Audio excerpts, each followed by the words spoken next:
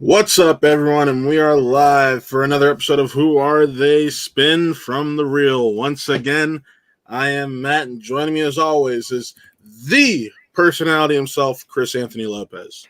Yo, what is going on, party people? I'm here. I'm ready to talk some schmodown, baby. You switched mics. Yeah, dude. So I've had this mic for a long time, and I used it for a lot of what we were doing, throughout the summer. So for whatever reason, one day it just stopped working, and I'm like, oh, okay. So I've been, shopping around for a new mic, and I forget because I'm the busiest man in Northwest Oklahoma. I'm like, you know what? I can wait. I've been doing fine. Wait, that's the mic that you got from a friend? Yeah, this was that okay, mic. I thought it was it's just minus the muff. Okay. Yeah, it's just minus so I can actually eat the mic now. But it started working for me again one day. Or actually it was when we did the Smasher stream. By the way, shout out to all the folks that let us on the Smasher stream. That was awesome this past Sunday. And for those who are joining us from that Smasher stream, thanks. It was a lot of fun to do, and we hope we got some new party people in here. So, yeah. But yeah, it started working that morning. Like you called me to wake me up, and I'm like, all right, word. Like yeah, because we did the test before, and you're like, yeah, oh, this hasn't worked in forever. I'm like, how old is that mic? Okay, so that's when you got over the summer. I just never seen the gold accents or anything, so that's why I thought, oh, this has to be like something he had from his IU days. And nah, this wasn't. Indiana State wasn't out here supplying microphones for people, especially at the radio portion. Shout out to my Sycamores. But no, this is just same mic minus the muff, and the muff's somewhere, mic cover somewhere. But I don't care. I'm out here rocking. We're talking Schmodown, baby. Schmodown. All right. Yes, we are talking Schmodown. We got a lot to talk about. You kind of hit one of the things on the head I wanted to talk about, and that was the Smash-a-thon. We were lucky enough to participate in that this past Sunday, and we want to say thank you again to PLD, Paul, aka Paul Denuzio, Sean Sullivan, and everyone involved for having us on there. We were fortunate enough to be able to talk to you guys about our favorite Smasher performances, and it was just a really nice time just being able to interact with the fandom like that. So thank you again for everyone involved, for letting us be involved. And it was so surreal. And Matt, we were talking about it really because we didn't know we were going to do it for sure until the night before, just to pull the curtain back a little bit. Because we were told about it a couple days prior, so we reached out, and we reached out. Like Sean Sullivan was the main contact for that, and Paul Denuzio, especially the day of, because my boy Sean was, he had been working all night, so my man was taking a snooze. But Paul Denuzio that morning, being the kindest guy, being so nice, both of them were being so nice to us, and the fact that they even let us have this little part in that stream, this little portion that raised thousands of dollars for Kevin Smets, meant the world to us. So again, I echo Matt's sentiments. It was a lot of fun to do. We were on there for like an hour, and it was the quickest hour ever. Like it felt like what 20 minutes on Spin from the Real felt like, or feels like usually. Yeah. So it went by really quick, but at the same time, hopefully we did something all right. We did something well. Right. Like I thought it was a good time. I thought it was fun. I didn't know how many Kevin Smets matches I loved, especially some of the matches that I think they're like pillars in the Schmodown, especially in regards to Inner Geekdom. Excuse me, but it was a great time. Again, shout out to PLD. Salute to you, brother. And Sean Sullivan. They're really nice to us. Really, really nice. And shout out to Boggs. Shout out to Boggs for helping put us on for that. 1,000%. I was just delivered a package and I didn't know what it was, so I had to open it. So. Are we going to do the unboxing right now? Yeah. Is that a pop? That looks like a pop, Bubba. It is. Yeah, baby. Give me a pop ski. Oh, it's perfect. Is that a sticker? Is that a sticker? Ooh, that's hot. I like that. That's on theme, bro. Yeah, exactly. You gotta have that Kevin Smith. That's Kevin Smith. I love it, baby. Loving the Schmodown. So I love that pop. Love the sticker. That's a great sticker. So yeah, we got love us some pops over here. But we have four matches. 4 matches happened last week, if I'm not mistaken. We got four matches from last week. Yep. And then we're gonna end it with a our farewells. I guess that's the best way to put it. Are we saying goodbye? Farewells to a team. Unless we're thinking live, about the same live event. Oh, okay. I'm like, what? I'm like, this is something you didn't tell me. Okay, no, I know what we're talking about. Overthinking again, Chris. Overthinking. Yeah. It's been a long day. Okay, it's been a long week. My God, but I'm here to talk some Schmodown, and there's a Patreon match that at least us patrons got a little bit early last week, and that was the Odd Couple in Category 9.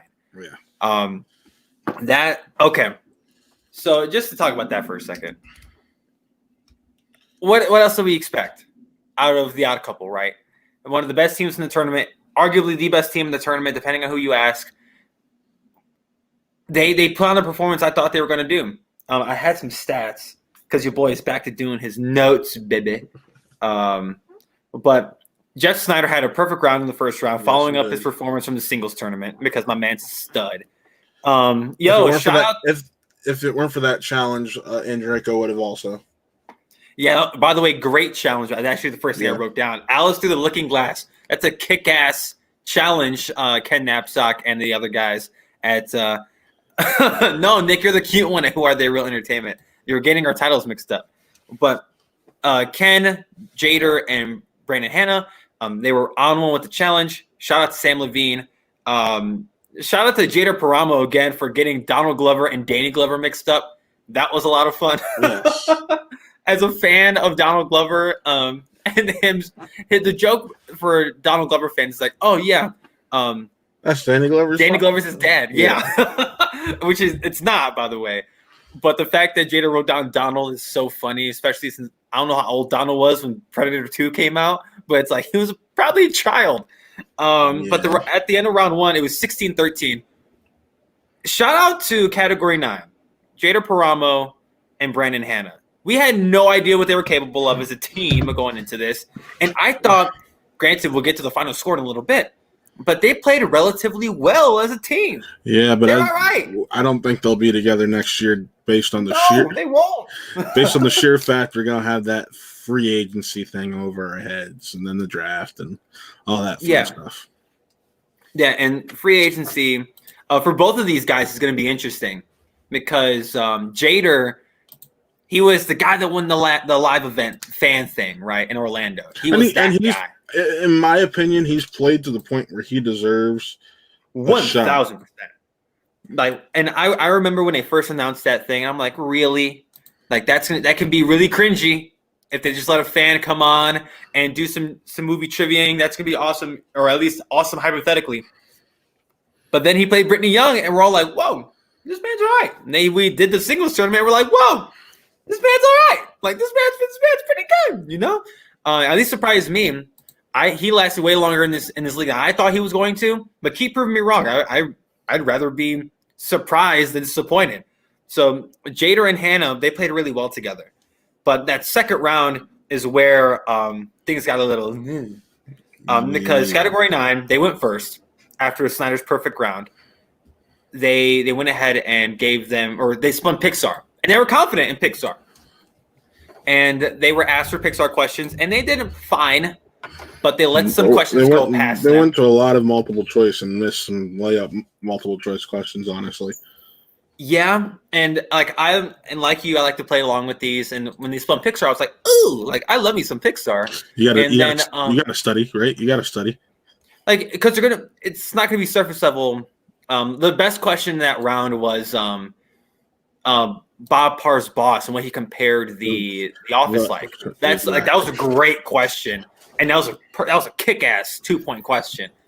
But they let some questions go by them. That good dinosaur question, I was like, damn, you just gotta it's a little wiki search, but either way, like the good dinosaur is the ugly duckling in the Pixar family.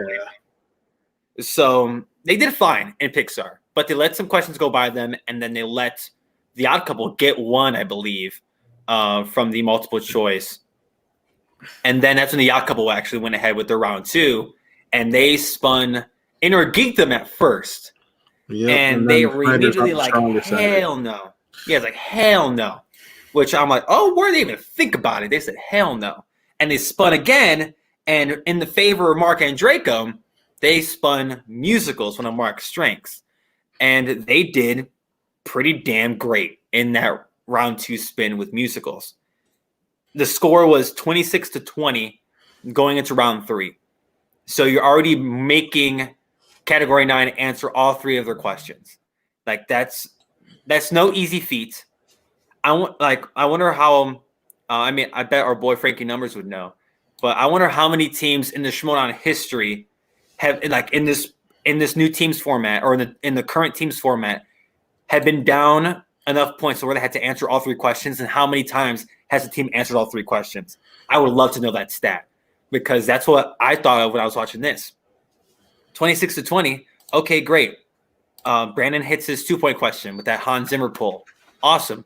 But then they missed their 3 and they missed their 5. Final score 26-22, TKO in favor of the odd couple. But again, what did we expect? Like it's the odd couple doing odd couple things. Yeah, I didn't expect anything different from this game, honestly. It went exactly how I expected. Odd couple gets the TKO, they move on, and you roll with the punches. 1,000%. And now they get to play the winner of Lethal Weapons and Deception, which that match is gonna rule. Oh my god. But to go to category 9 for a second. So category 9, their season's done. The Droogs season, I think, is basically done. What's up, Leo? Nice to see you back. Droogs finishing their season. My man. 12 points is my man, Leo Logan. Ken picking category 9 over Deep 13 was a mistake. Yes. Unless there was like a scheduling conflict. But if Ken had the choice, I mean, that was the big question mark going into this tournament. Like, where the hell's Deep 13? An already established team that's played this year. And they're AWOL. Yeah, but you also think Ken probably wants to see what he has. He's going to be manager going into next year, he's got to figure out if there's anyone from this roster he's going to want to keep. Yeah, and again, I think this is a great showcase for both guys. Like, for as much as I like to rag on Brandon Hanna on this show, like, he did all right in this thing. He did pretty all right. And I wouldn't just slap him upside the head when he's like, here, let me give you a real pep talk after round 1. And he talked down to his teammate. You can see Jader is just like, and he's like, you're my teammate right now, bud. And I'm like, yep, that's right now. And their days of teaming are definitely over. They might not even be in the same faction next year. Right. When he's like, scored, you did well, but you didn't do as well as I did. Just shut the hell up. And I think, like, Jader's a better. If I had the choice of Jader or Brandon, like, I'm picking Jader. You know, yeah. Like, and at least in regards to singles, like Inner Geekdom, that's a different question. Or teams, I'm still picking Jader. But it depends on what they're going for. And going into the draft, because I don't know about you, Matt, and I don't have a list of every Shimano competitor that's active right now in front of me. But these guys are probably not going to make. At least they won't make the traditional top 30, top 27. They may not. Jader might. I don't know about Brandon, so they may fall into the draft. Brandon might geek them alone.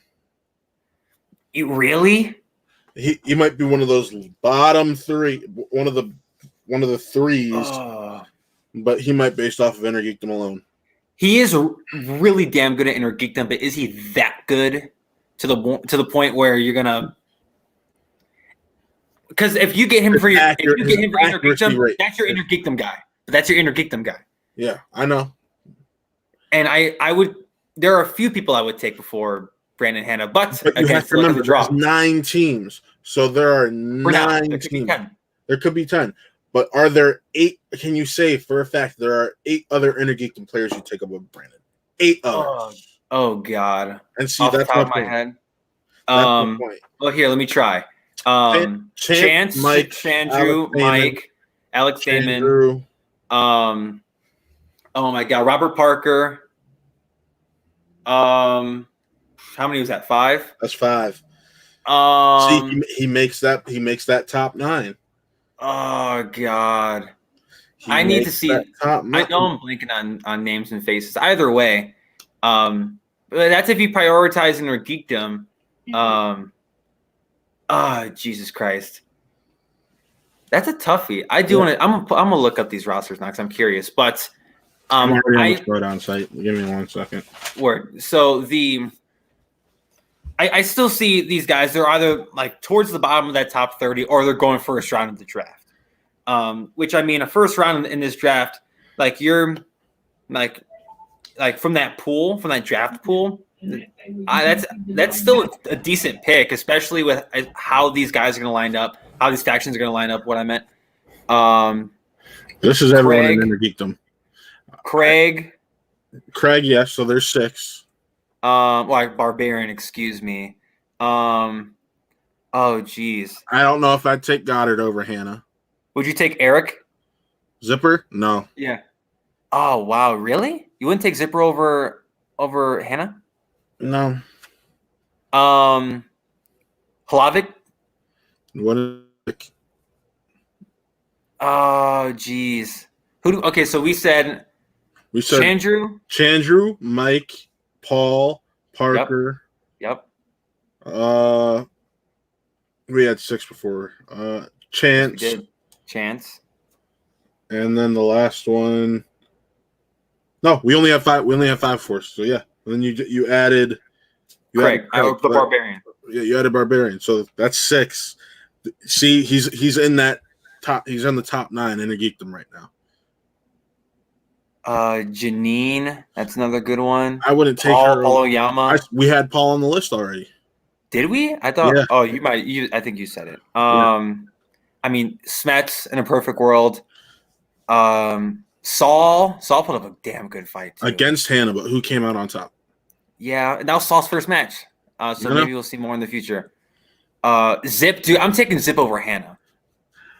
I'm taking that 83.64 accuracy rate over that 80% accuracy rate. I'm just saying. I'd still take Eric over Hannah.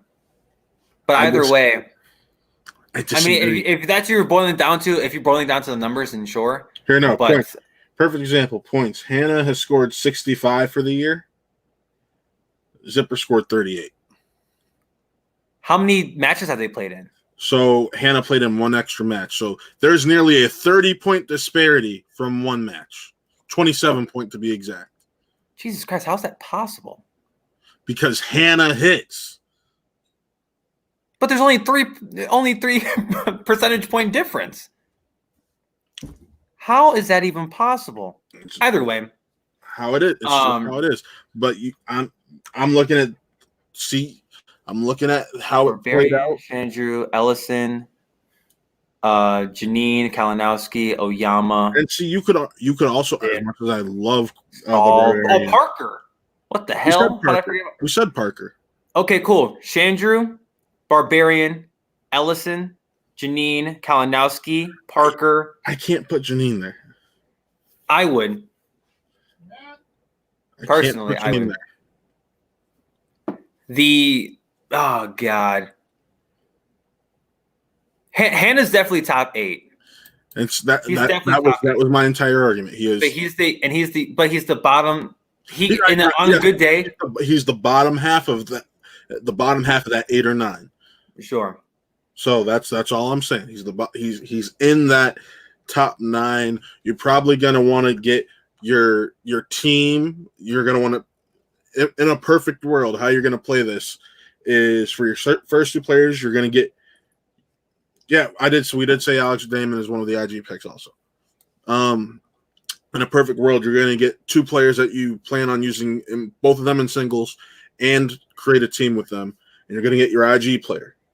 You're getting your 3. You're getting your 3. You're the first pick, whoever the hell faction you are. Your 3 division players are going first. Yeah, 1,000%. Especially if they're at least in all 3. I shouldn't say that. At least if they're good in all 3. And then you got to remember, next season we're supposed to have Merle in this. Supposed to, yeah. Seeing Dan in this, seeing I would love to see Dan in Geekdom, 1,000%. I can't wait to see it. So but it's Jader things. and Hannah, where they'll go is the question. Brandon Hanna's been awfully critical of the Droogs. So I don't know if there's anyone who the only person I could see being okay with bringing on Hanna right now is someone who's probably going to be desperate, and that's Kaiser. Oh, we're going to do the desperation pick now. Well, no. Oh, I say this because of Hanna's attitude. Yeah, he would work well. He's rubbed a lot of the managers the wrong way. Kaiser's unfortunately going to need someone who has the potential to replace Smets. And I just don't want my man to have another monopoly on our geekdom. Yeah, and I get that. Which may be the case. Unless a curveball's thrown. Anything is possible. Anything is possible. Brandon also gives you a singles and a team play. He's a 3-division player. So that's why he's almost guaranteed to go in that top protected 20. Oh man, Kaiser would be a good one. Who the hell else would take a bite out of Hanna? If Hanna falls into the draft, I would see him great with corruption. With Shannon. I don't know about that because I think so. I see him butting heads with Mike and rubbing Mike the wrong way. And Shannon went Hanna would have to change. Not them. Corruption's not going to change. I know. I'm saying because of who he is why I think that wouldn't work. Things change, people change. That's okay. He'll be fine. Either way, the dungeon seems like the best bet as of right now. But it's crazy that I think our boy Leo Logan even pointed it out. The Droogs have officially finished their season in last place, which is absolutely crazy. At least to start the year, oh man, just on paper, you should have put Deep 13 in this. I think they would have put up a better fight. But either way, who knows? It's luck of the draw, luck of the wheel spins. But the odd couple advances, and they play in what may be the best match of the tournament against the winner of Lethal Weapons and Deception. That match is going to kick ass on so many levels, and I cannot wait to see it. Whoever comes out of it, really. I know we both have the Lethal Weapons, but if it's Deception, they obviously deserve it because they're going to beat Ethan and Andrew. But playing against one of the best teams ever and Odd Couple, so yeah. It's gonna be a fun one to watch. Yeah. Odd Couple can't be slept on. Let's get on to that second match now, though. Tom and Paul, final exam. Hell yeah. Another one where we basically expected what the outcome. Final exam came out on top.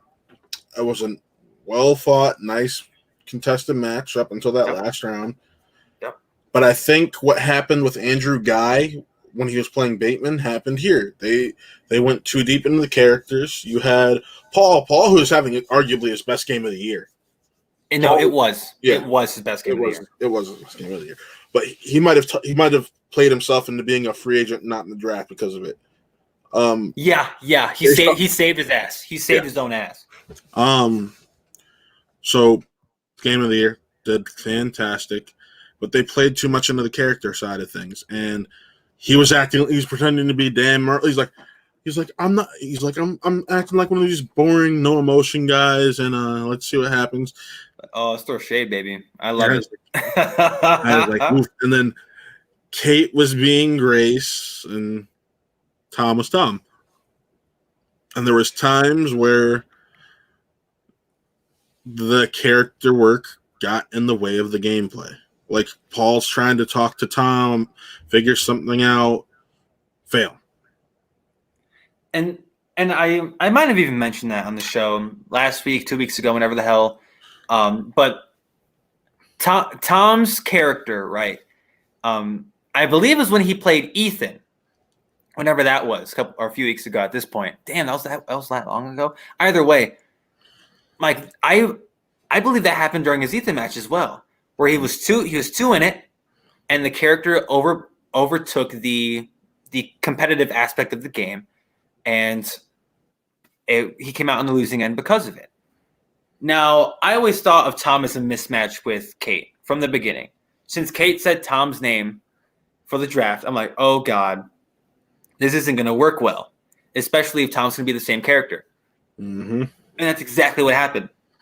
I think the Tom and Paul experiment with the Den failed tenfold.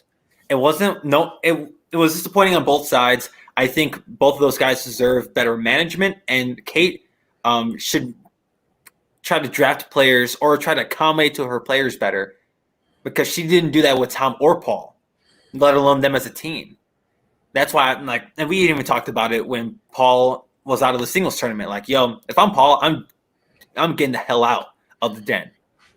And now after this performance, like you said, he bought his way back into a top half, or a potential top half portion of that top 30. Like, because Paul plays really well. Yeah, and Paul is on 3 this year. He had the first teams match. That was, Kate will even say that was on her. He had his singles match in the tournament against Zipper, and he didn't show up. And then he finally showed up. And hey, it is what it is. But yeah, that experiment's over. It failed. Tom to answer your question, Leo Logan. Yes, one disappointing team. Just disappointment of the year. Like, let alone like singles teams and everything. So hot. Like, for the longest, we thought it was Finn Stock Exchange, Swag, and Den. That's what it seemed like it was going to be. The Den looked great on paper. They look great on paper. You have to give Kate her respect. And she had a good draft. She had a really good draft. And then it's just. But that's why I'm saying, like, they both sides weren't what each other were expecting. Like, if Kate's gonna rock with the character she's playing with now, she needs to accommodate to her players, or she needs to draft players that will suit that style. Like, the players that already know what they're doing. Yep. For Tom and Paul, they each knew what they were doing, but they're so used to being on a team or having their teammate be someone they can rely on. You took two people from different teams and put them together on paper, making it sound like it would work, which on paper it did. It should have worked, but they didn't. You took Tom away from Video Drew, and you took Paul away from Adam Witt, and we saw what happened. So it was disappointing team of the year, most disappointing team of the year. That sophomore slump hit Paul Preston like a ton of bricks, but he may be comeback player of the year next year. I think it depends on the faction he lands on. It really depends. That's right. And that's a confident pick, 1,000%. I can't think of anybody that would even come close to that. That would be the only. For next year? Yeah, for next year. Next year, Paul Oyama, because Paul. I shouldn't say that yet because we have to see how the team tournament. Yeah, I want to see how the teams pans out. But otherwise, Paul's basically been batting 500 this year. So. And Paul after bouncing back from what happened at the end of last year, like he's done pretty well, especially transition though. that too. Like, my man's done pretty well, and this match further solidifies that. Final exam. This is the final exam that we were hoping, that we've been expecting. Like, this is the final exam that whooped ass throughout the month of August, and they just ran into the wall that was Shazam. They ran into a damn wall, and Shazam will continue to be a wall in the teams division until they decide to not be a team anymore, or unless this new team comes out of nowhere and beats them, like how we're all shook that Shazam beat the hell out of Who's the Boss. So it really depends on what Shazam we get. But as of right now, final exam, they're looking good at AF. They're looking really damn good. Really damn good. It's another TKO. We got 2 TKOs last week in regards to team tournament play. And oh my God, here, I even pulled up, I have their categories. So they had comedies, Tom and Paul did. Yep. They were some that they let slip. And then, if I'm not mistaken, final exam had Festival Darlings. Mm-hmm. Festival Darlings screwed over Tom and Paul again. But this time, here we go with Paul Oyama and Lon Harris, the delinquent, doing their damn thing. And they dropped 31 points on them before they can even get a third round question. That's nuts. Mm-hmm. That is insane, bro. So the fact they dropped 31 on them, I'm like, damn, that's it, bro. That's it. Like, that's game over. Wrap it up. And it was upsetting to see Tom and Paul go out that way. But again, final exam is going to do what they do. They ran into a little bit of a lull against Shazam, but they're Shazam, and I would love to see a rematch. And it's totally feasible. Oh my God, Matt. If so, the Witching Power beat the Misfits. We talked about that last week. They're going to play the Founding Fathers. A lot of people have the Founding Fathers advancing. That Final Exam Founding Fathers match, Lord Jesus. Just 4 heavyweights just beating the hell out of each other. And 3 champions. Dude, 3 former champs. And then like Andy Fasson. Well, you know what I mean. Just beating the shit out of each other, you know? Like that, it's going to be nuts. Those semifinals matches are going to be awesome. Yeah. And we will preview the Founding Fathers, Witching Power, and Lethal Weapons matches. I'll let Chris take the Deception Lethal Weapons match because I watched it already being a patron, so I'm not going to say anything. What? Okay, yeah, I haven't seen it yet. I got my link. I just haven't seen it. Yeah. The Sister Act Steel was the nail in the coffin.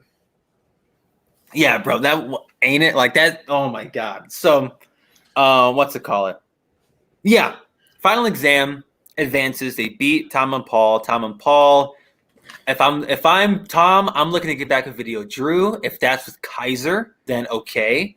I think he's the one who can handle it's either him or Winston would be able to handle that wackiness best. And I mean, it's kind of the perfect segue going into the pay-per-view. Yes, that happened this past week. This past Friday, we got our pay-per-view, the Schmodown Throwdown, the last one of the year. And the undercard, before we get into the main events, was Jen Kemp and Video Drew. And just to go on to what I was saying not too long ago, Kaiser can handle Video Drew and her character.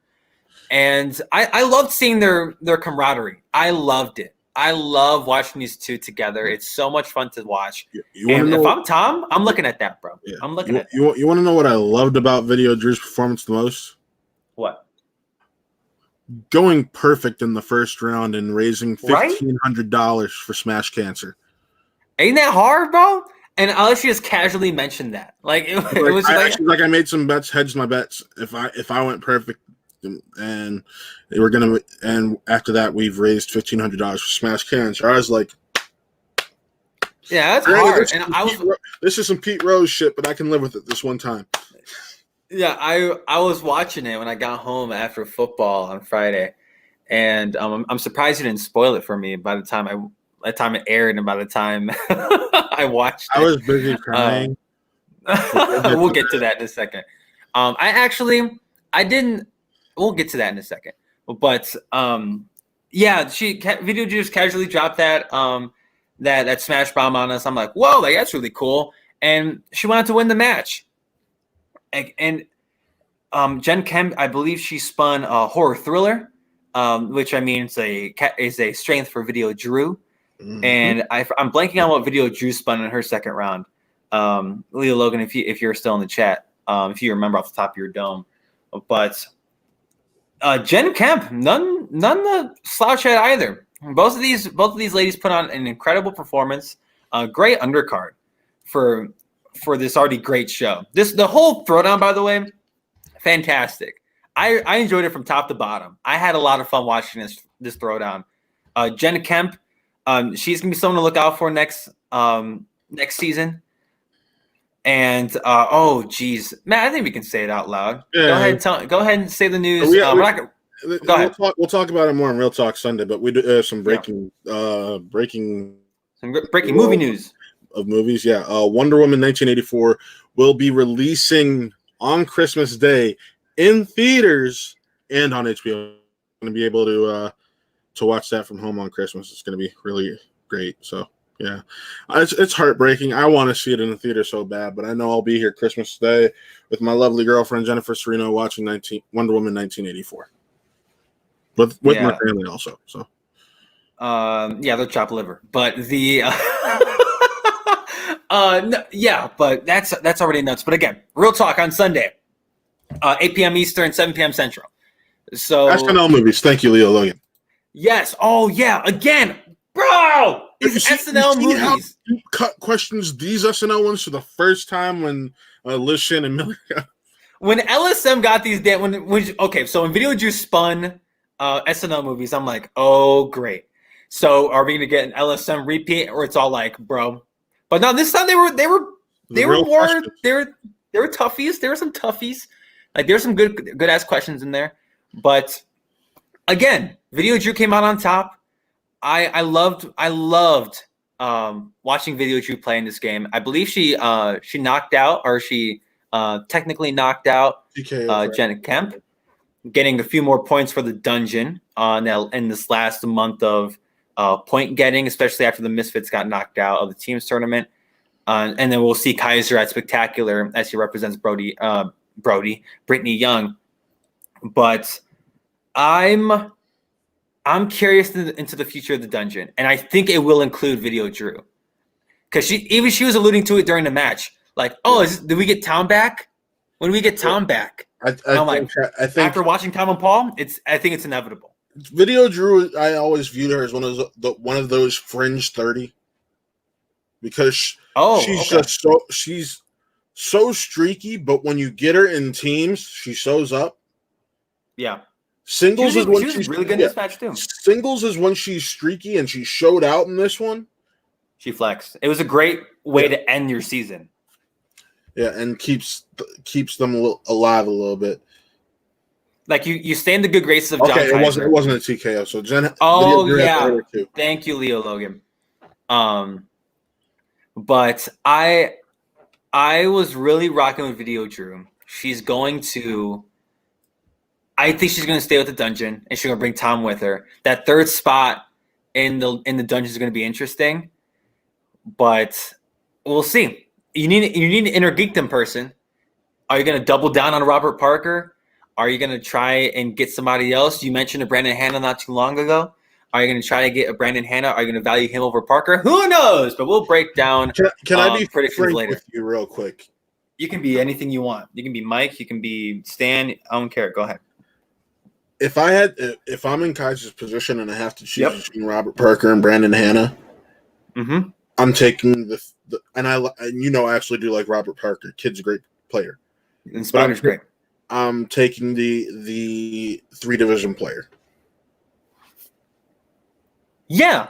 It makes total sense. Like if you're gonna, I'd pick the 3-division player too. If Robert Parker did singles or did teams as well, I'd be like, oh, okay, like that ups his stake. And although I think Robert Parker's a better inner geekdom player, that's just one. It's like how we talked about on the show a few times now, the Star Wars players. If they're just Star Wars, it's like, nah. Which is why I think you can let Ace go to the draft and pick him up right away. Which is man, but I agree with that sentiment. That's if he's champ, bro. Like, but that's a whole different thing that we talked about. Alex Damon is now a 2-division player, possibly 3. He hinted at possibly going to singles, so that's why he's one of those guys you got to keep. He's on that next tier. So yeah, and the more divisions you play, the higher your stock is. And yeah, Hanna proved that he can at least do well in all 3. So that's going to up your stock over a person that just does one division. Like, so I totally agree. And if I am Kaiser, I'm thinking long term. I'm going with, hypothetically, Video Drew, Tom, and Hanna. But that's just of the people that we're talking about today. Yeah. But Jen Kemp, again, under the guidance of Sam Levine, she can do some great things. Another person that came from the fan leagues. I would love to see more of her going forward. Where she goes, who knows? I'm expecting her to fall into the draft. Yeah, she's going to be a draft player. But she's shown she belongs. That's the important thing. Yes, and whoever pulls her in a draft is going to do some. She may go first round. She may be a first rounder, which is nothing to hang your hat on. I gotta say second or third, and that's fine. There's gonna be. Here's what you gotta remember. There's gonna be plenty of people in those first 2 rounds who have wins to their record. That too, yeah. Like, for example, Marisol McKee, probably gonna be one of those first round players. Yeah, but to my point, like Marisol might be 0-2, or she may be 1-2 going into the thing. Granted, it was a play-in match, but it's how you view long term. Yeah. That's why people like Robert Parker, who didn't prove themselves in the Schmodown proper yet, were drafted so high. Granted, he didn't do so hot this year and didn't live up to expectation. but he's still a pretty darn good Inter-Geekdom player. So it's how you view them long term. Hence why you get people like Jen Kemp halfway through the season. Hence why you get people like, I don't know, what's his name? Oh, yeah, Adam Collins. Like, it's all about what you think of them and their potential going forward, especially under the guidance of whoever manager they're going to be under. But Jen Kemp, look out for her name going into next season, especially in that draft. She's going to be a steal in that draft wherever the hell she goes, 1,000%. Maybe not first pick, but she's going to be pretty damn good. And I'm going to keep my eyes on Jen Kemp. Yeah. But the creme de la creme of Friday, baby. All right, I'm going to throw the graphic up. Big F in the chat. Big GGs. Wow. The Wildberries. Elliot Dewberry and Josh McCouga. What a run. By the way, again, shout out to Nerd Chronic. Nerd Chronic, you did one hell of a promo. Like, that was one hell of a they weren't a team for too long, but they didn't play too much, but they made their presence damn known when they were there. Mm-hmm. The Wildberries were such an incredible team. Spoiler alert. If you obviously know what happened at the showdown for those who are watching, but yeah, let me throw a spoiler thing up. The match between Elliot Dewberry and Josh McCouga, it was we talked about it on the show last week's show. Matt, you were hopeful in McCouga. He nearly pulled it off. The Wildberries actually did play a lot. They played 8 matches. They played 8 matches together. Holy God! 3 wins, 5 L's. That's more than teams such as the Wolves of Steel. They played more than the Wolves of Steel? No, actually, it's tied. Excuse me. I looked at the World's Finest, who's under them. They played the same World's Finest. Wolves of Steel. They played more games than the Harris brothers. Yeah. Shout out to John Harris. They played the same amount of games as the Real Rejects. Oh God, I can't wait for the inevitable Real Reject Civil War. But no, this match, right? Elliot Dewberry and Josh McCouga. Before the match even started, Elliot mother trucking Dewberry. That promo was great.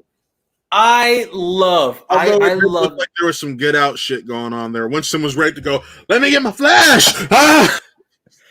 That I laughed at that. The people on the table they barely acknowledged that. I'm like, that looks weird without a crowd. One of the few downsides of everything being virtual now, that would have killed in front of a crowd. But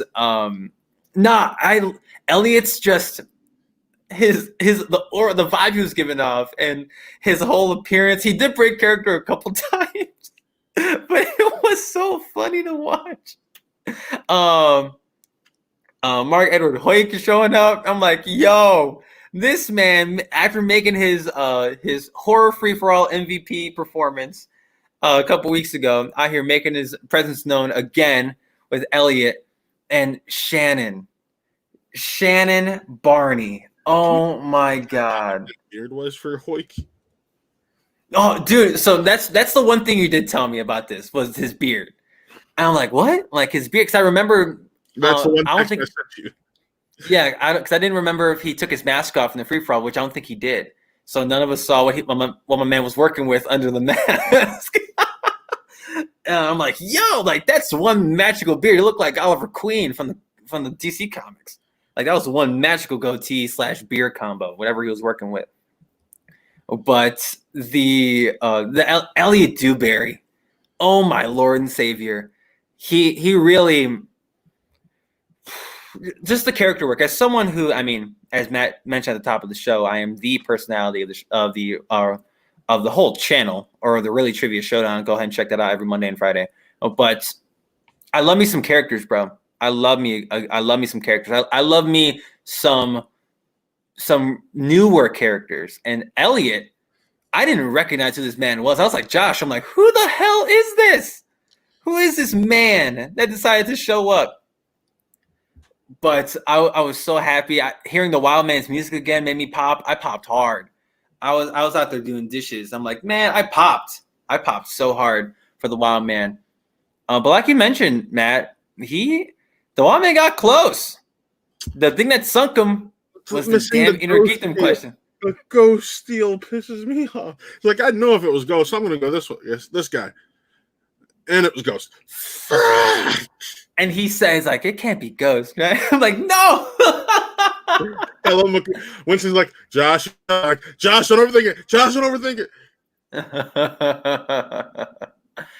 I love watching this match. It was so much fun to see. I loved it the way I loved Jericho Smith. Like, was it the best played match ever? No. But man, did I love it. I had a good time watching it, which is always what we got out of the Wildberries when they were together, or even those two guys separately before they got together. Elliot and Josh just bringing different kind of energy to the Schmodown, and they even brought it virtually in a virtual space out here on StreamYard. They showed us what they can do. And Elliot Dewberry, because, I mean, let's be real. I believe that everybody going into this match wasn't thinking who's going to have the better played game. It's going to be breaking it down analytically. I think that's the wrong way of approaching a match like this. The match was the story. The match was all about who's gonna win. Is it going to be Josh McCouga or is it going to be Elliot Dewberry? Loser retires. And spoiler alert, as you see at the bottom of the screen, Elliot Dewberry came out on top. Against bullshit against the Wild Man, Josh McCouga. Because then we'd still get to keep both of them in the league. Because that's what McCouga said. He's like he put a provision with the judge with the league, and they approved that if he won, he would spare freaking Dewberry. Mm-hmm. Like he said that when he said, I'm like, you didn't need to say that. It's like putting a lit cigarette in an open wound. Like, you don't have to make this worse, bro. But I loved, like I mentioned, I love watching this match. It was a lot of fun watching Elliot and Josh just still play off of each other and still have fun with each other. As I mentioned, Elliot breaking character a few times to laugh at the things Josh was saying or doing. It was a lot. It was one of my favorite matches of the year to watch, and I guarantee when we do a favorite or best matches list at the end of the year, this match may be on it solely because of Elliot and Josh and the personalities that they bring. Watching them do their thing was freaking awesome. But like I said, Elliot Dewberry came out on top. And I'm not even gonna lie, I got that one wrong because I'm like, oh, it's just Sin City. No, it's Sin City, a dame who would kill. I was like, frack. Yeah, a dame to kill for. Because when they asked that question, I'm like, Sin City? And then they said incorrect. I'm like, it's the damn sequel. See, I said Sin City like with confidence, and I forgot there was a sequel. Yeah, I thought to myself, like, yo, because I think the only name I recognized was like graphic novel, and Jessica Alba. I'm like, is that Sin City? And then whatever the hell Dame to Kill for happened, which I'm like, damn. Once Ellie got that, I'm like, yep, like that's game, bro. Like that's game. Because Josh getting Inner Geekdom was like worst case scenario. Like that. Yeah, that was Josh doesn't memorize the Inner Geekdom plot details. And that's the issue. Yeah, because even Winston was like, "You seen Batman '89, you'll be fine." It's like, damn, bro. Like he got Well, Josh movies too. Hawkeye question for me. Watching that Hawkeye question get missed by McCouga, I'm like, oh god. Like I'm like, Jesus Christ. Like, that's like the easiest one out of all the ones. Yeah, that was like the easiest one. Yeah, you just had to have seen Thor. And I don't even. If my man seen Thor, it was in 2011 when it came out. Yeah. So like. It was hard to watch Josh go through Inner Geekdom, especially with him having zero confidence going into it, and all of us at home knowing that this wasn't going to be easy for my man. But it was and Ellie, I believe he got 90s right. 90s was Elliot nearly got as confident as he was. I'm like, that's a decade. How can you be confident in a decade, bro? Like the like same that's way for me. the same way Drew McWinney was, the same way Sam Levine was. You're talking about some S tier players too. That's the crazy part. I know, but my thing is, people can be confident in decades. But watching like he when he got 90s, I'm like, oh yeah, 90s is cool. I'm like, word. Like I'd be tripping if I got a decades question like 90s or decades category. But as I mentioned, Elliot Dewberry, doing what no one in Schmoville or in the movie Trivia Schmodown fan space wanted him to do. But at least the consensus was like, unless Makuga pulled that guessing card out of his sleeve, then he was going to be the one to take the L. And unfortunately, that's exactly what happened. Now, and I loved. Well, actually, go ahead. I do want to say this is retirement. Retirement, as they alluded to, is not forever. Look at Mark Riley. Look at Dan Murrell. Retirement means you're going away for some time. How long do we know? But I'm not going to say Josh Makuga is never going to play in the movie Trivia Schmodown again. And that was my biggest problem with the match. That was my biggest problem with this whole thing. Like, okay, and maybe it's my Mark brain from watching all this wrestling in my life. Because yes, when they say retirement, they pitch retirement from the beginning. They told us at the jump. It's like, oh, retirement. Like, it's like you're done with the movie Trivia Schmodown.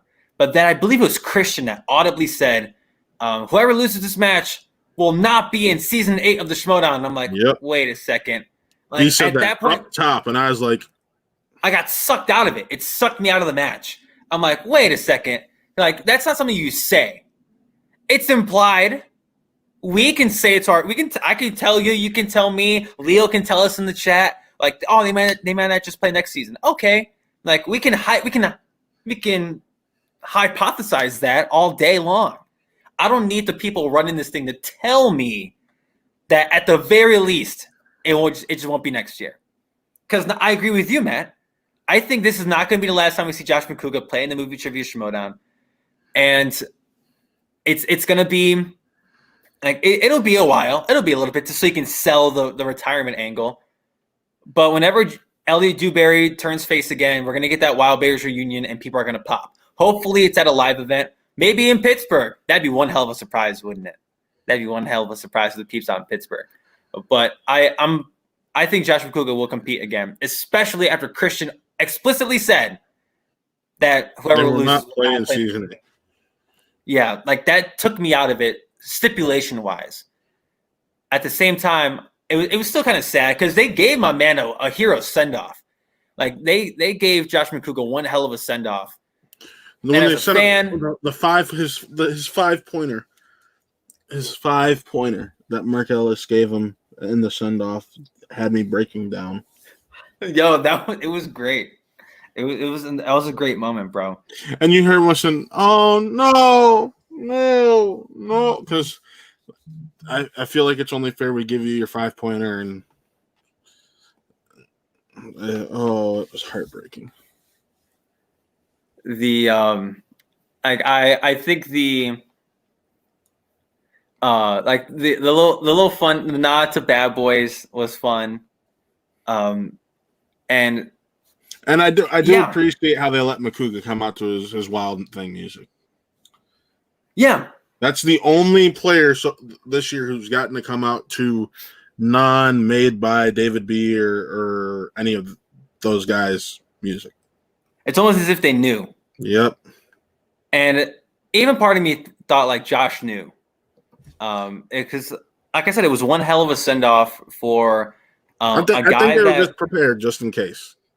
And if that, of course, but they were preparing for the worst, and Josh having to take a little bit of a break, an extended break from the Schmodown, because I feel like you can't do a Schmodown oral history without mentioning Josh Makuga multiple times over, not even just in the beginning. Blue Hacker, suck my balls. that the Mega Powers, Josh was crucial in the starting of the Patriots. Like we can't forget that. Josh was crucial. Like Josh comes up multiple times in the Schmodown's oral history, and it's for players like that, it's hard to not give them a hero send-off. It's really hard not to. And yeah, of course, Josh is beloved by fans. We love our boy Josh Makuga over here at Spin from the Real. But like there's still multiple occasions in Schmodown history where it's like, damn, Josh was the shit. Or Josh is a huge reason why that worked. In our history, Josh is important because who's there emceeing that live event, running up and down? Yeah, that's the boy Josh Makuga. And I had the pleasure of meeting him the night before after Ellis's stand-up, and he couldn't be any nicer. He couldn't be an even nicer guy. And I told him how, like what I told you guys last week, like without the Wild Man, there is no personality of the Really Trivia Showdown. I had the pleasure of pissing him off by saying "Go Browns." Yeah, like don't you can't provoke the Wild Man. But no, he's gonna he'll be back. He'll be back at some point. When? Beats me. They already basically said he'll be on the table next year. I can live with that for a year. Oh yeah, like being on the table, like he's not going away. He's not going to be like blacklisted. I need the Wild Man in a match. I really hope they save it for Pittsburgh, the live event, because that's inevitable. And having the man come out, talk about hero send off. They're going to give my man a hero's welcome in Pittsburgh. They're going to lose their damn minds. Wherever the hell they're at in Pittsburgh or at whatever venue, they're going to lose their minds watching Josh Makuga come out. And they shouldn't even announce it because, we all know, again, it's just something you don't say. Just do it. And people are going to pop because Pittsburgh is going to sell out. We're going to be at the Pittsburgh show. What's up? I'm putting that into the I've already decided if they announce Pittsburgh show, I'm buying a VIP ticket.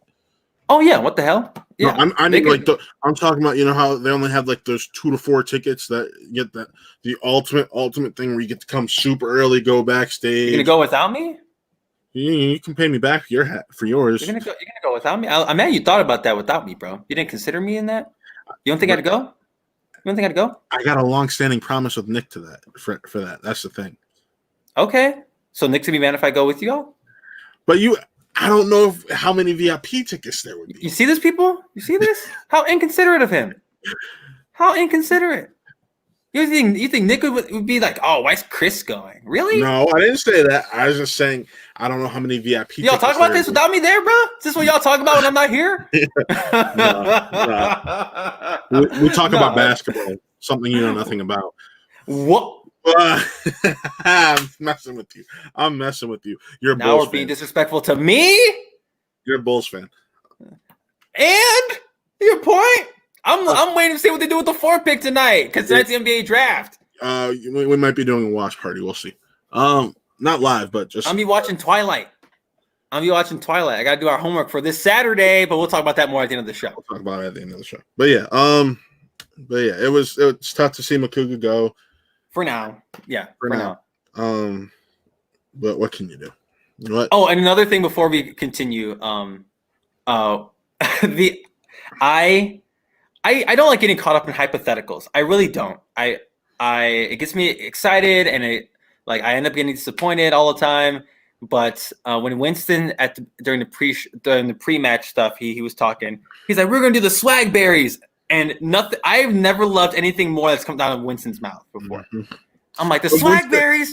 That'd be kick ass. When Winston did the shotgunning a root beer and all that, yeah. I'm like, man, the Swagberries on paper, that'd be kick ass. Especially like in a hypothetical world where COVID doesn't exist in our live events, and say hypothetically, Shannon Barton didn't have heel moment of the year by drafting Elliot Dewberry away from the Swagberries, hypothetically. Like, oh my God, at a live event, that would have killed. Mm-hmm. That would have been nuts. Absolutely crazy. So the hypothetical, the Swagberries, Winston, why'd you put the idea in my brain? It made me sadder going through that. It hurts. It hurts. Damn. All right. We got 2 more things to talk about, and that is our previews for this week's match. So, like I said up top, you will take the Deception versus the Lethal Weapons, baby. Thank you. I will take Founding Fathers and Witching Power. So, Lethal Weapons and Deception. As Matt had stated, he already watched the match. So I'm gonna give you my my clean, non-spoiler, because I have no idea what happened in the match, thoughts on this preview. So I'm gonna take my headphones off. I don't want to have reactions to what you say. You're fine. All right, y'all. I'm terrified. I'm so scared for what is going to go on tonight. And just so Matt doesn't see what's coming out of my mouth, I'm going to cover it up. No, that's doing too much. I'm terrified to see what happens during this match. I really am, because these are two teams that I'm actually really looking forward to their performances, both in Marisol McKee's and Adam Collins with Deception, and Ethan Irwin and Andrew Guy for the Lethal Weapons. And oh man, on paper, this is. You would think it's going to go to Lethal Weapons, right? Ethan Owens had himself one hell of a year. He did an incredible job throughout the singles tournament, going up to losing to Jeff Snyder, who put up one hell of a fight against Adam Collins. And then Andrew Guy, one of the best teams players, if not arguably the best teams player of all time. He's had success with multiple different teams. Granted, no belts yet, but it's a matter of time before my man Andrew Guy gets some type of gold around his waist or around his shoulder. But at the same time, they're playing against Adam Collins, who just won the singles tournament. He just won the horror free-for-all. My man has all the momentum in the world. And Marisol McKee, who had a decent showing against Bonnie Somerville and another decent showing against Paul Oyama. But she came out on the losing end against Paul, but it's Paul Oyama. He's one of the best players in the Schmodown right now. So it just depends on the wheel, and I hate saying that every single week, but I had the Lethal Weapons advancing. So did Matt. Since Matt can't hear me, at least Matt, I don't think he can hear me. But we both had the Lethal Weapons, and just by his reaction into this preview of the match, I honestly think Deception won, which hurts my feelings. But we'll see. We'll see what happens tomorrow. I'm probably going to watch that match tonight because now I'm eager. But it's going to be interesting. It'll be really, really interesting. And the winner of this is going to put up one hell of a fight against the Odd Couple. And I'm scared. I'm really, really scared because I love Andrew and Ethan, but I've been standing corruption for a while now.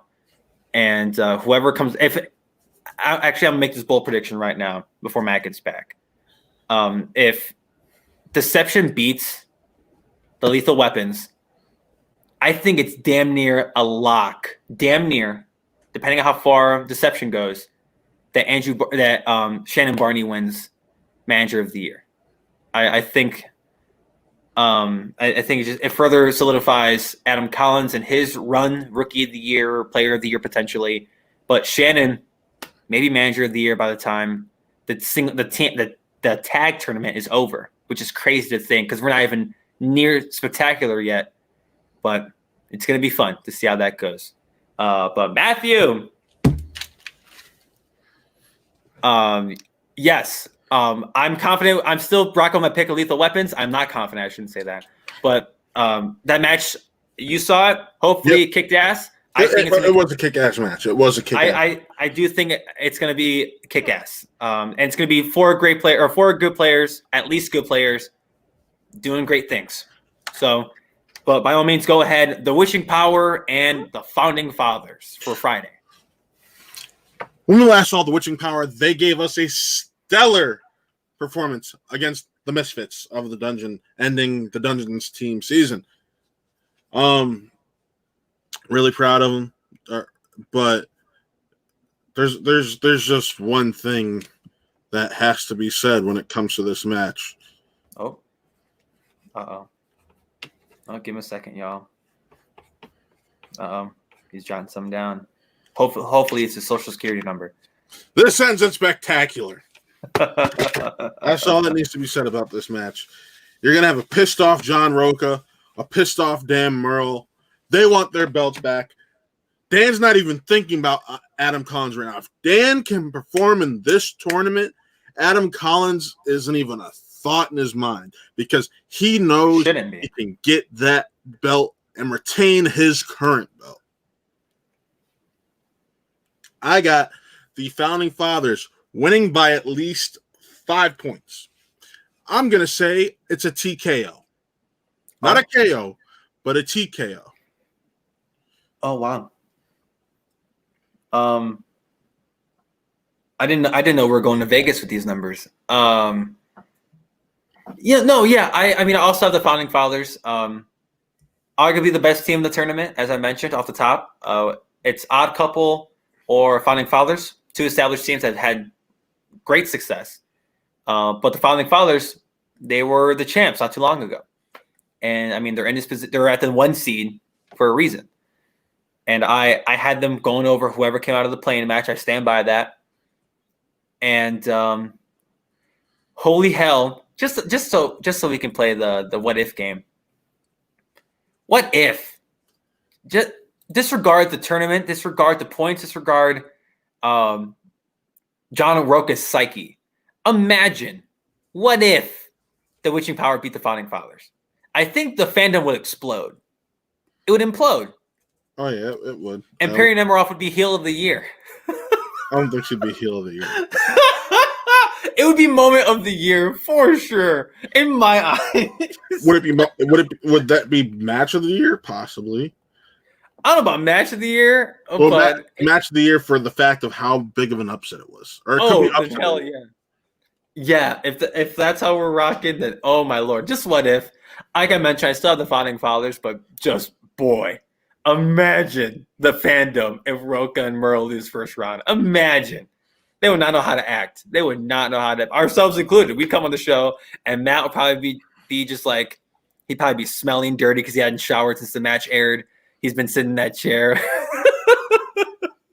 Just, yo, oh my God. I'm with you right there. Roka can't go 0-4 in virtual. He can't. Roka won't let himself go 0-4 in virtual games. He won't. He can't. Like, no way. There's no way. But it's fun to think if he did. He won't, though. He won't. There's no way. I don't think John Roka would let himself do that. John Roka and Matt Thomas do the same thing for the course of a few days. They'll just sit in their chairs where they usually play trivia games, and their significant others would worry about them from a distance. Benny doesn't worry about me. I'd get my business taken care of. I get shit done. Was that on the floor? No, it's sitting next to my desk. So yeah, it is. But it's literally just like this. So it's a prop. It's a prop. How you gonna bury your own belt on Spin from the Reel? No, it's not buried. I'm saying you're gonna bury your own belt, brother. It's a prop that I've learned I have to like keep around where I can within grabbing range, and I'll have 2 of them soon, so it don't matter. Oh, great! That's a conversation we gotta have later. But what's it call it?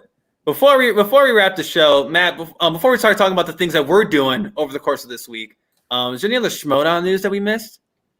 Schmodown news? Are you thinking about something that I don't know about? Oh no! I mean, Spectacular's in a couple weeks. The team's tournament's going to wrap up sooner than we think. There's not too much season left. We have a month, less than a month of season left of regular season. Then we go on to into the off season, and then free agency kicks up, and the free agency special, which we will for sure cover on here. Spectacular. I don't know if we're going to do anything special for Spectacular. It's on a Saturday. I don't know if we'll do anything special. It depends on our work schedules. I guess that's the best way to put it. But that's also when Happy Relay Days start. So. Oh God, I forgot we're doing. Yeah, I forgot we're doing that. Not to the same extent that we did Reeloween. Yeah, God no, hell no. We're only gonna do 2. There are only going to be 2 channel watch-alongs. There might be a third if Really Scared decides to do their own, but there's only for sure 1 or 2 channel watch-alongs. But besides that, we'll talk about the Happy Relay Days later. We can talk about December 2nd episode. That's going to be big. We can announce that is going to be a pre-recorded episode because we have the Barbarian himself coming on. Woo! That's going to be a pre-recorded episode that we premiere at the time that we normally drop. Or I'll be in the live chat reacting to the stupid things I say to the Barbarian. No, but that's gonna be a really great show. And yes, it will be pre-recorded, so it won't be live, but it's gonna be fun. And we're gonna be talking spectacular with the Barbarian. Yeah, we're gonna do our spectacular predictions. We're even gonna have Nick on because we can't have the Barbarian on without having Nick on because the Barbarian is Nick's favorite competitor right now, and he's honestly, even though he's a Michigan fan, and I'll give him his respect. I'm kidding. And he was so kind to us during the Smash-a-thon. It was great sharing the screen with him and being able to have a drink with him. So yeah, so shout out to the Barbarian, but that's in a couple weeks. We have so much to do in between now and then. Yeah, we got next week. That starts. Well, but no, we're taking. I think we said we're taking next week off because of the holiday. We can, or I can just come on here and cry for an hour. I'll have some. We gotta come on next week. I have to talk about Andrew Guy and deception in some way, shape, or form. And it's literally founding fathers. We might go here. We might just go do a special Tuesday episode. That might be the route to go. Tuesday. Follow our social medias for updates. We'll figure that out. Follow the socials for updates. 100%. So follow us at WAP_Movies_ or at C Anthony Lopez on Twitter or at WAP Real Ent. WAP Real Ent. So Twitter. So go ahead and check that out. But we're busy this weekend, right, Matt? So we can't pre-record the show. Yeah, we are busy this weekend with the thing that we've been, and that is the Twilight Watch Along starting this Saturday, November 21st at 12 p.m. Eastern Standard Time. We got some special guests coming on. We got some actors from Twilight, and we even have a Schmodown personality. Uh-oh. What? Can we not say it? I thought we can say it. I can. Confirmation from him on Thursday. We can say it. Last Thursday he said he's coming on. We're just trying to nail down the specific time. Right, but we do have a few people from not only from this fellow internet space that we're on, but some peeps from the Schmodown. We have people that were on set during the makings of the films. Yes. So we're doing Twilight. We're doing all 5 movies in one day, starting at 12 p.m. Eastern, 11 a.m. Central for all those peeps in the Central Time Zone like myself. And we're just going to be hanging out. We have our boy Colin Morris from the Ultimate Schmodown Show. He'll be making an appearance as well. Colin sounds like he's going to be on the entire day with us. So my man must have legitimately nothing better to do besides watch. Well, he said Gamecocks football is dead to him for the rest of the year. So word. But word. We're gonna have a showdown match, our fan league of Twilight themed. It's gonna basically be the equivalent of a Patreon match. We're gonna have that between myself and Colin. All Twilight questions, all themes. It's gonna be a real interesting. It's gonna be fun. We got Winston Marshall coming on at some point during the day. It's gonna be really cool to watch one of these films with him and goof off and talk about them, because Winston hasn't seen any of them, and he's going to whichever film he ends up watching with us. He's going to watch the previous, whatever film is before or film ahead of time. So that's going to be really fun. Ty Olson, we got him coming on. Going to be great. If you don't know him, he's the security guard from X2 who Magneto sucks the iron out of his blood. Or if you're a Supernatural fan, you know him as Benny the Vampire from season 8, which is awesome. We got a couple other streamers coming on. Got some hopefuls, but yeah, be sure to come check out the Twilight Watch Along. We're raising money for the National Bail Fund, and yeah, really excited about that. It's going to be a good time. Come hang out. It's going to be a bunch of shenanigans all day, so just jump in the chat. All the movies are streaming right now on Amazon Prime. So we will have a timer with us on screen somewhere, and we'll have the movie that we're watching on screen somewhere. So if you want to jump in at 4 p.m. Eastern or 1 a.m. or 1 p.m. Pacific, then it's cool. Then we're going to be on stream somewhere. You'll find the movie, find the time code, and you'll be all right. But we have a bunch of people from the actual makings of these movies coming on, and I'm so excited to talk to them about this.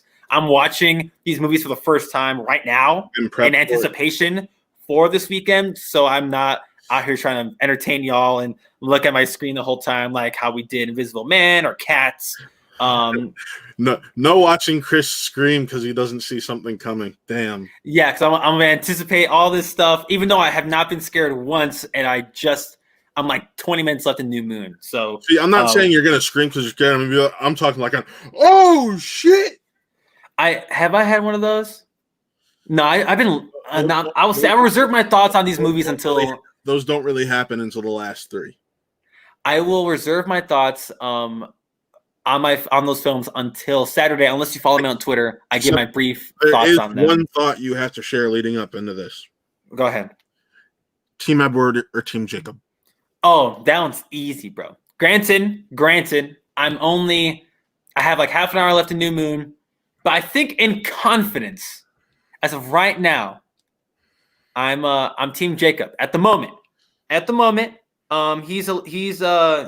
both these guys are the worst. They're all the worst. Edward's the worst. Jacob's the worst. Bella's the worst. They're all the worst. It's hard to root for any of them. But like Jacob's, I don't know. Plus on the freaking poster that we made, I'm Jacob, so I'm kind of biased. I'm kind of biased, but they're cool. I like these movies. I liked them. Will I rewatch these anytime soon? Probably not. Well, you'll watch them on Saturday. Well, yeah, I will watch them on Saturday because I have to for 12 hours of my life. But either way, 12 p.m. Eastern Standard Time, the Twilight Watch Along. 9 a.m. On the West Coast, but yeah. Yeah, it's going to be early for our peeps on the West Coast, but it's going to be a good time. We're raising money for the National Bail Fund. There will be fun incentives that we do throughout the stream for people that donate money. If you can, cool. If you can't, that's all right. Just share the stream. Have a good time. Just come and hang out with us. It's going to be a good time. Yeah. It's going to be fun. On this YouTube channel, Facebook, and Twitch. Yes. So that's it. So signing off, I'm Matt. Might get live for the NBA draft tonight. My Cavs got the number 5 pick. We'll see what happens. And I am the personality, Chris Anthony Lopez. I have so much things to do tonight. But, hey, Bulls, don't screw this up. I'm tired of watching they might be trading up to the number 2 pick with the Warriors and give up. Yeah, yes, make the Warriors better. Let's make the Warriors better. Yeah. Great. Love to see it. So, signing off, I'm Matt, and that's Chris, and this is another Who Are They Real Entertainment production. See y'all Saturday. From the real, not the peg. Have a good night.